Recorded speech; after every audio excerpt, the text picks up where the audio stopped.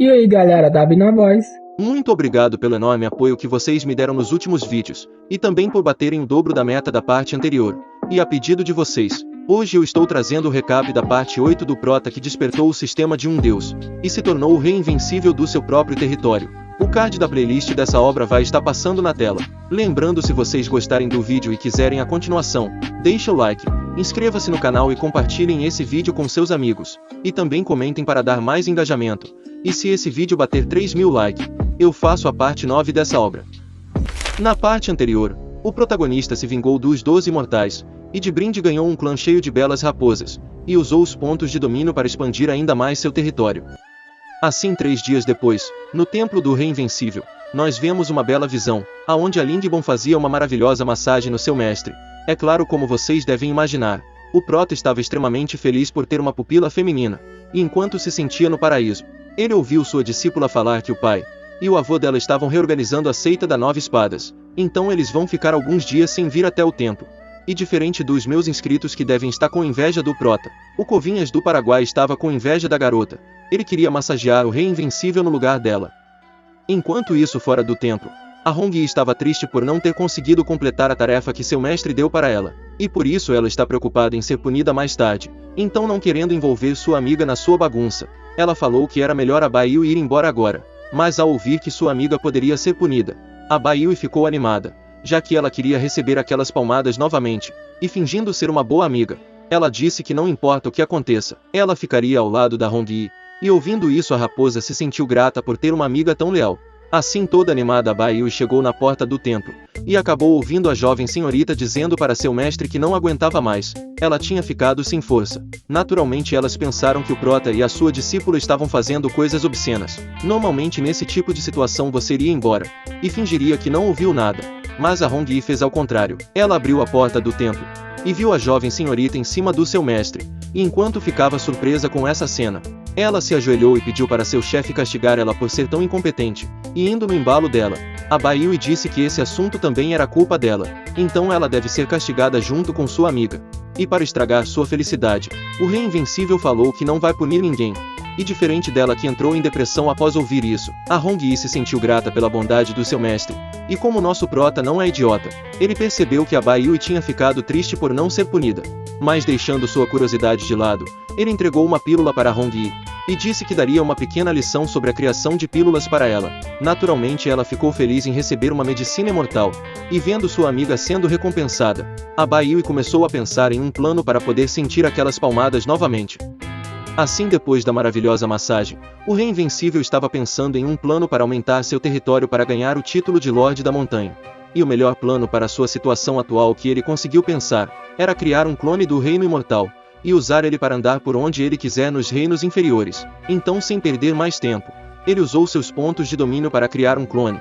E como ele ainda estava acostumado à perspectiva única, ele se sentiu tonto ao mudar para a expectativa de duas mentes ao mesmo tempo. E sem outra opção, ele decidiu descansar seu corpo original e testar as habilidades do seu clone. E nisso ele conseguiu sentir pela primeira vez o poder único de um cultivador. Atualmente seu clone era um cultivador sobre-humano, mas a parte ruim era que ele ainda não tinha nenhuma habilidade ou técnicas de artes marciais. Por isso ele decidiu aprender algumas habilidades. Além disso, o Prota também estava curioso para ver se as técnicas aprendidas pelo clone podem ter algum impacto no corpo principal, e ao dar uma olhada no sistema, ele descobriu que se ele aprender uma ou duas técnicas mesmo após a morte do clone, o corpo principal ainda pode obter o valor do domínio. Ele também notou que tinha uma novidade na sua habilidade da verdadeira interpretação do caminho mortal, e com isso, ele poderia usar as técnicas que viu nos animes em sua vida passada em conjunto com o terceiro ponto da verdadeira interpretação do caminho imortal.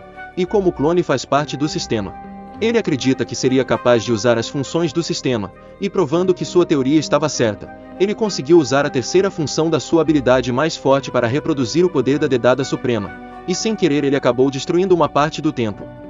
Por causa da utilidade da terceira função da interpretação imortal, ele estava confiante em poder ensinar várias técnicas para sua discípula. Além disso, suas habilidades são as primeiras deste tipo neste continente. Portanto, ele pode usar esse assunto para atrair pessoas para o seu território invencível, e assim adquirir muitos pontos de domínio. Então, sem perder mais tempo, ele chamou sua pupila para aprender as técnicas secretas, e vendo que ela estava gananciosa querendo aprender várias coisas ao mesmo tempo, ele repreendeu ela, dizendo que não se pode comer mais do que se pode mastigar. Por isso ele só vai ensinar uma técnica de espada para ela primeiro, e essa era a espada da solidão. E enquanto ensinava essa habilidade para sua discípula, o Rei Invencível ficou admirado com a terceira função da interpretação imortal, já que essa função até criava um efeito de projeção. E como a garota estava aprendendo tudo bem rápido, ele se sentiu satisfeito por ter uma pupila tão talentosa, e também decidiu continuar evoluindo para não ser superado por sua própria aluna. E vendo ela sendo elogiada, as duas raposas ficaram com inveja. Elas também queriam se tornar discípulas do Rei Invencível. Mudando de cena, nós vemos a mulher mais bonita do reino imortal da Tartaruga Negra, dizendo que seus servos falaram que nesse reino, o rei Tian Yuan é o único que tem uma árvore sagrada da juventude, e como em breve será a fase de maturação do fruto imortal, ela veio até ele, para dar 5 pedras imortais de alta qualidade em troca de um dos frutos imortais. Mas o cara em questão falou que ela entendeu mal. Ele não tem uma árvore sagrada da juventude em suas mãos, mas ele sabe aonde encontrar uma. No reino inferior existe uma árvore divina. E ele sabe disso porque o chato do imperador Sandy pediu seu espelho sagrado para encontrar alguém que também seja dono de uma árvore imortal. Ao ouvir isso, a bela fada ficou bem animada, já que agora o antigo ancestral que não tem muito tempo de vida poderá viver por mais alguns anos, e para isso, se possível, ela tem que fazer uma viagem ao reino inferior para obter o fruto o mais rápido possível. Assim, nos dias seguintes, a Lingbon aumentou seu cultivo sem parar, e o Rei Invencível ganhou pontos de domínio graças ao esforço dela. E depois de chegar no 9º nível do Núcleo Dourado, ela se preparou para passar pela tribulação da Alma Nascente, e como o Relâmpago Divino já estava cansado de se envolver com o Rei Invencível, dessa vez ele não fez nenhum escândalo. Ele só fez seu trabalho com tranquilidade para não ficar estressado, e usando a espada sagrada, a Lingbon conseguiu facilmente dissipar a tribulação da Alma Nascente, e entrou no 1º nível da Alma Nascente, e graças a ela ter atravessado para um reino de cultivo superior, o Prota ganhou 10.000 pontos de valor de domínio. E ao invés de ficar feliz, ele ficou incrédulo, e pensou que o sistema estava com bug, porque quando ele matou um imortal, ele só conseguiu 20.000 pontos. E respondendo sua dúvida, o sistema explicou que a razão do pequeno valor do domínio para matar um imortal, era devido ao fato do poder do imortal ser suprimido no reino inferior, e por causa disso só 20.000 pontos pode ser fornecido. E como ele está unido com sua discípula, após atualizar para a versão 4.0, ele receberá um bônus de 10 vezes para os avanços do reino menor, e um bônus de 150 vezes para os avanços do reino maior. Naturalmente o Rei Invencível ficou animado com essa informação. Ele estava preocupado em como ganhar mais pontos, mas agora ele não precisa mais ficar obcecado em ganhar pontos ao matar seus inimigos. Ele pode simplesmente aceitar mais discípulas, e ajudar elas a subir de nível. E com isso ele vai ganhar muito valor de domínio em um curto período de tempo. E a pessoa que ele estava interessado para se tornar sua segunda discípula era Bai Yui. E notando o olhar fixo dele, ela começou a se sentir animada pensando que ele atacaria ela. No momento que ele foi perguntar se ela queria se tornar sua discípula, a janela do sistema apareceu, explicando que a versão 3.0 cobre todo o domínio invencível. Então, desde que o anfitrião permaneça dentro do território para cultivar, seja discípula ou não, o anfitrião será capaz de obter o valor do domínio após o avanço. Ao ler essa informação inútil, o Prota ficou irritado, por ser interrompido em um momento crucial, mas ao ver sua discípula extremamente feliz por ter atravessado para o 1º nível do Reino da Alma Nascente, ele ficou de bom humor, e parabenizou ela por ter subido de nível em uma velocidade tão rápida. Naturalmente as duas raposas ficaram com inveja da Lingbon. Elas também queriam ser treinadas pelo Rei Invencível, e subir vários níveis de uma única vez. Ao mesmo tempo, um flash de luz voou em direção do templo, e entrou na cabeça do Prota. E vendo isso suas discípulas ficaram preocupadas com ele, querendo saber se ele estava bem, e também o que era aquela luz que entrou na sua cabeça.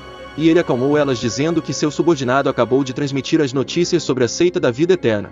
E por causa dessa notícia, ele decidiu ir para a província da nuvem com seu clone, e pediu suas discípulas para ficarem no templo e cuidarem do seu corpo principal, e terminando de dizer isso, ele partiu em direção da província da nuvem. Enquanto isso no reino inferior, em uma certa cidade deserta, um demônio comia o último cultivador daquele lugar, e mesmo depois de devorar todos os cultivadores da cidade, o demônio ainda estava com fome.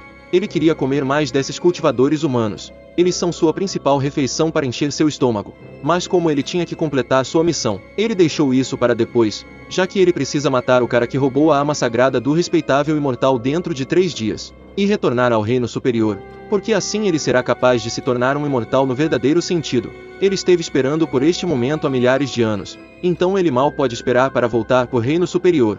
Assim, com um único pulo seu, uma grande parte da cidade foi destruída, e o demônio voou em direção do templo.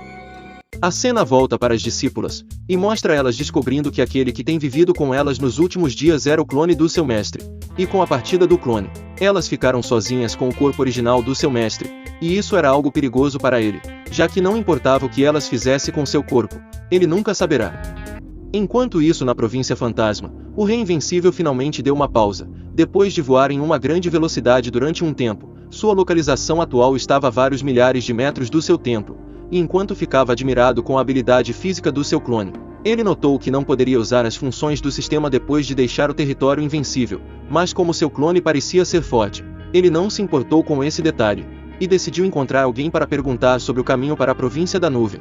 E como se os deuses estivessem do seu lado, o Rei Invencível acabou se encontrando com a Miau, a senhorita da província nebulosa. Ao mesmo tempo, vários velhos apareceram, e mandaram o demônio gato parar de se esconder, e completar sua missão logo. Mas a Miau não queria completar sua missão, ela não queria se casar com um careca velho.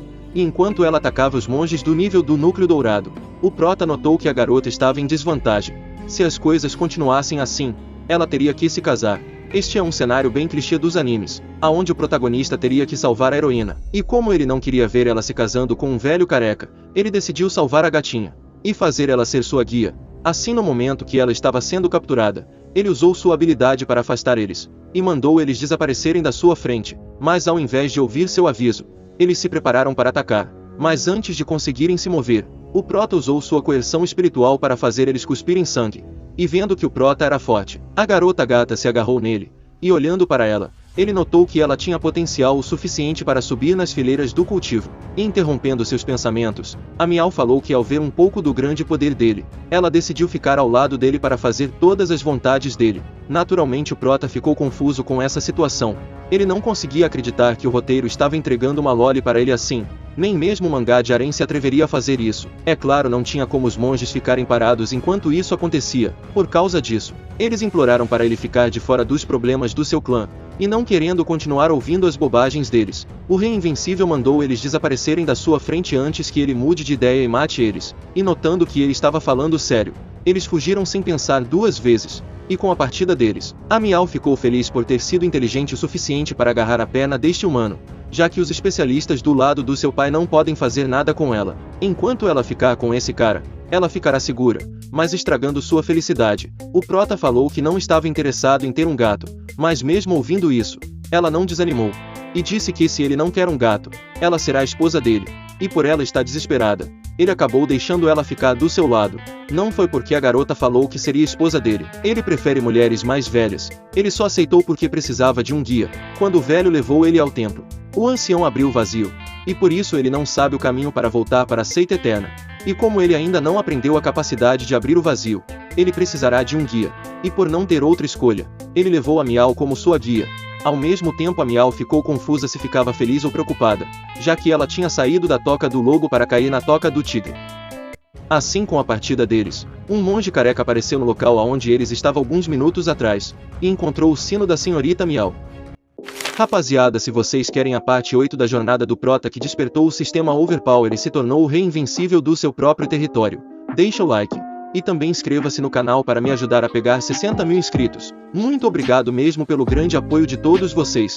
Graças a Deus e também a vocês, eu consegui chegar aos 59 mil inscritos. E como eu sei que vocês são fera, eu acredito que consigo bater essa nova meta.